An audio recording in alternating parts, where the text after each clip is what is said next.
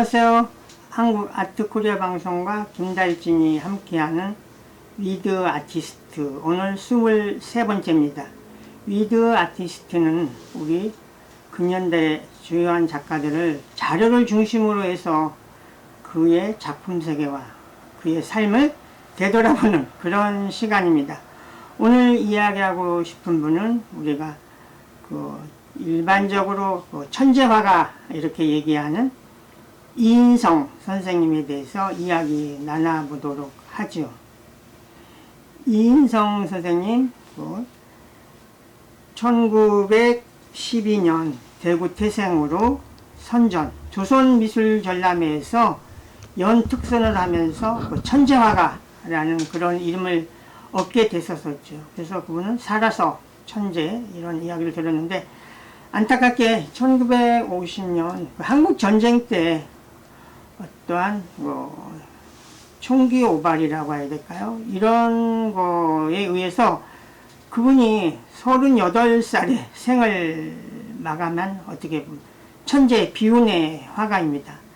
그 이후에 이인성에 대한 연구 또 전시가 많이 이루어지면서 이인성은 우리 이제 근대 미술에서 빼놓을 수 없는 또 중요한 작가, 또 지속적인 연구가 이루어지고 있는데요. 오늘 이인성의 삶을 되돌아보는 그런 시간을 가져보도록 하겠습니다.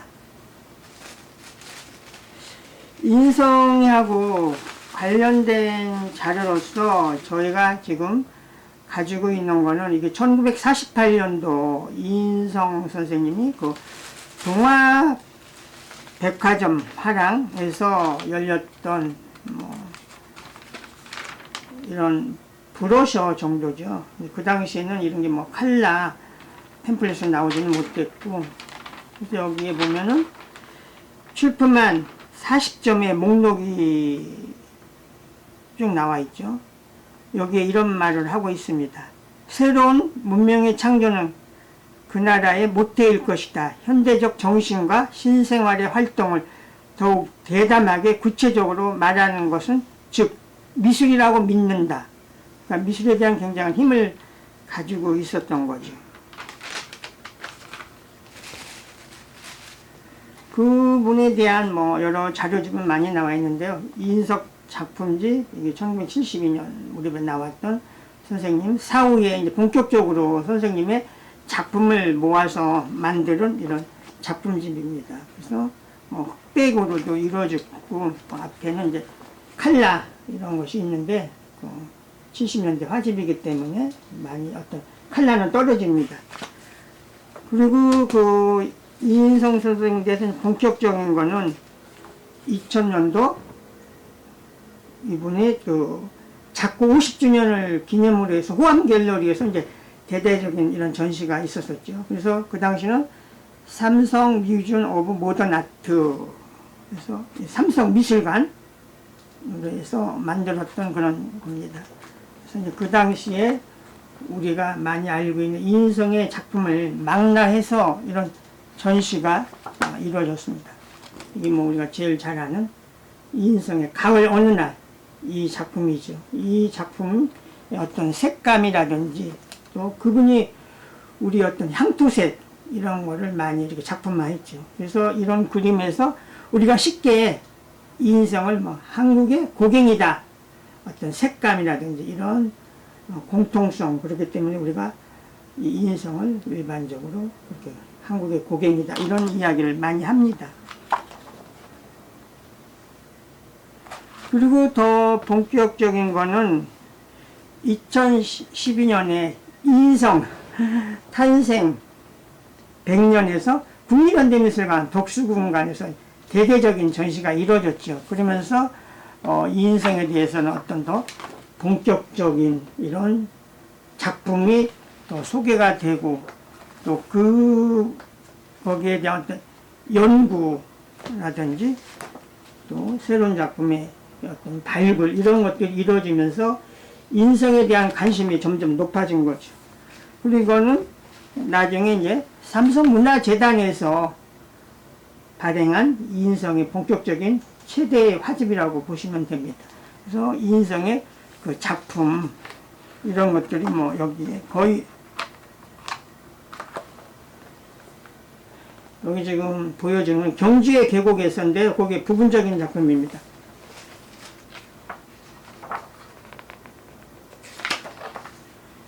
네, 이게 우리가 얘기하는 경주의 산곡. 그래서 가을 어느 날하고 이것이 우리가 일반적으로 이인성의 대표 작품이라고 얘기를 합니다. 그리고 뒤에 보여주는 이것이 해당화. 네, 그 관련된 기사라든지 이런 걸 중심으로 살펴보죠. 이게 1932년 일본의 그 요미우리 신문에 나왔던 건데요. 이게 지금 이렇게 소개를 하고 있죠. 조선의 천재 소년 이인성군. 그리고 그 무렵에 그 어려운 선전 조선미술전람의 특선 연속 5회 특선을 5번을 내리한다는 거지만 굉장한 어떤 재능이 있었던 거죠. 그렇기 때문에 이제 우리가 인성을 일반적으로 뭐 천재화가다 이런 이야기를 합니다. 그리고 1938년에 동아일보 기사를 보면 우리 양학의 거벽, 뭐 인성의 개인전, 38년에 이렇게 개인전이 열리는 것들이 이렇게 기사 나온 거죠. 그리고 해방 이후에 우리 그 근대 작가들 중에서 3명이 조금 일찍 이렇게 작고를 했어요. 그래서 3인 유작전이 열렸는데 그 당시에 그 3인 유작전에 나온 사람이 철막, 김중현, 서산, 구본웅, 또 이인성 그 3사람의 유작전이 이렇게 열렸습니다. 근데 그 전시에 대한 평이 서울신문 54년도에 실렸는데요. 그 구본웅에 대해서는 이마동 선생이 쓰고 김중현에 대해서는 김호성이라는 사람이 쓰고 이인성에 대해서는 박영선 선생이 썼는데 이인성의 천재적인 기질 이렇게 했죠. 그래서 이인성하면 그 천재라는 단어가 늘상 이렇게 거론됐었던 겁니다. 이게 뭐 아까 우리 도판으로 봤었던 그 대표적인 가을 어느 날 뒤에 밑에 부분이 경주의 산곡 또는 경주의 계곡에서라는 그 작품, 이것이 이인성의 가장 대표적인 작품입니다. 그 50년도에 타계를 하고 많이 이렇게 좀 묻혀 있다가 72년도에 본격적으로 이인성이 이제 유작전이 열렸었죠. 그래서 4호 22년 만에 재평가된다. 72년도 뭐 한국일보 이런 데에 이제 그 당시 기사화가 이렇게 된 겁니다. 본격적인 이인성에 대한 연구는 72년도. 그리고 그의 그 죽음과 둘러싼 여러 가지 이야기, 어떤 소설이라고 해야 될까? 이런 거에 어떤 이야기거리가 됐는데요. 그 경찰과의 어떤 시비라고 해야 될까? 이런 것 때문에 경찰이 쏜 총에 맞아서 타계를 한 거죠. 그래서 소설가 최인호 선생, 우리 별들의 고향으로 너무나 유명한 분이죠. 그래서 74년 6월에 한국일보에 시리즈로 연재가 되는데요. 수요 연재, 최인호의 에세이, 누가 천재를 쏘았는가, 예술가는 특권 원치 않는다. 그들은 자랑으로 알자. 죽은 뒤 기념비 세우기보다 살아있을 때 절규에 귀를 기울여야 된다. 이런 걸 시작으로 해서 누가 천재를 쏘았는가 이런 게 있었습니다.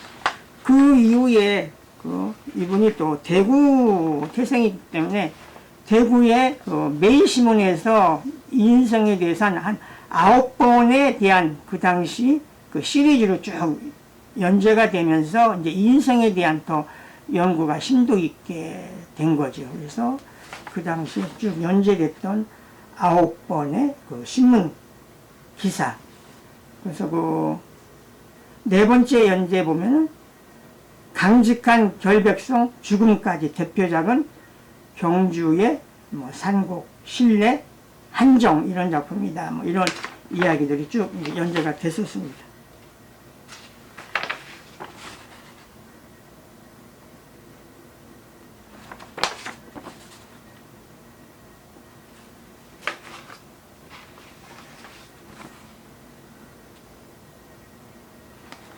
지속적으로 인성에 대한 거는 연구와 발굴 이런 것들이 이루어지면서 또 이런 월간미술 이런 데서 잊혀진 근대화단의 거성 인성 2000년도 12월이죠. 이런 잡지에 이렇게 인성에 대한 이야기 또는 연재물 이런 것들이 지속적으로 이렇게 된 거죠.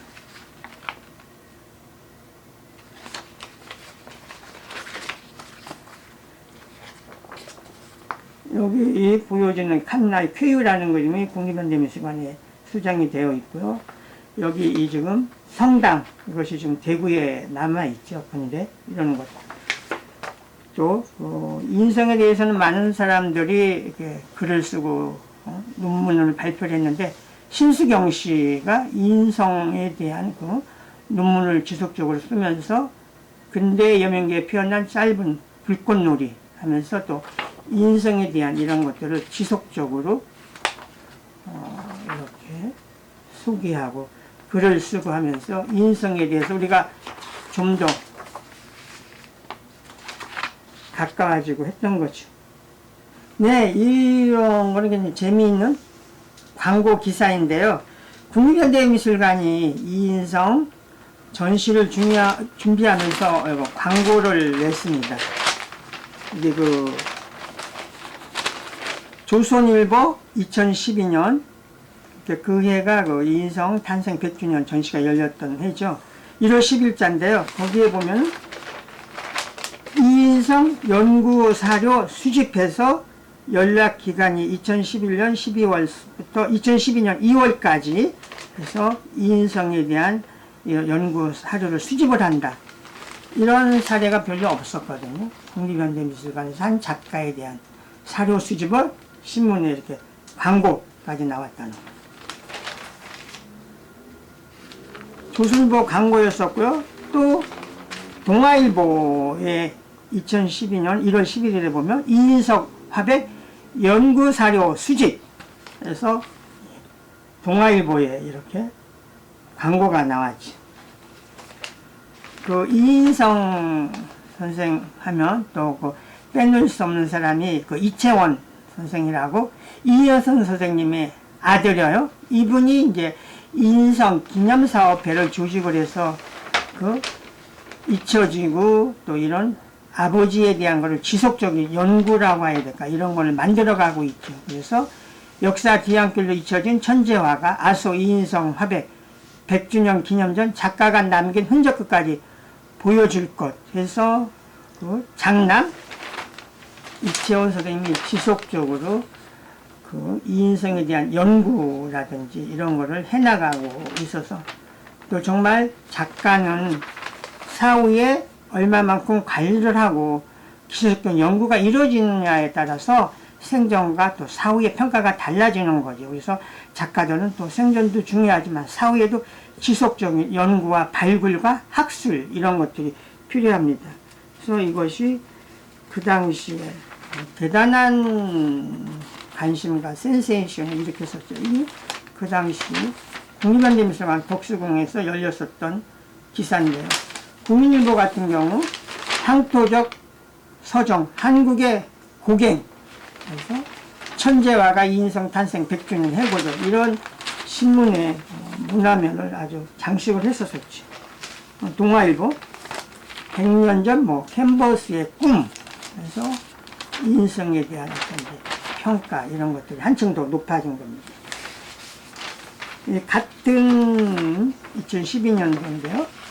한겨레 신문도 한국의 고갱 자화상엔 눈동자가 없다. 왜 자화상인데 눈동자를 그리지 않았을까? 이런 내용을 헤드라인으로 뽑아내기도 했죠.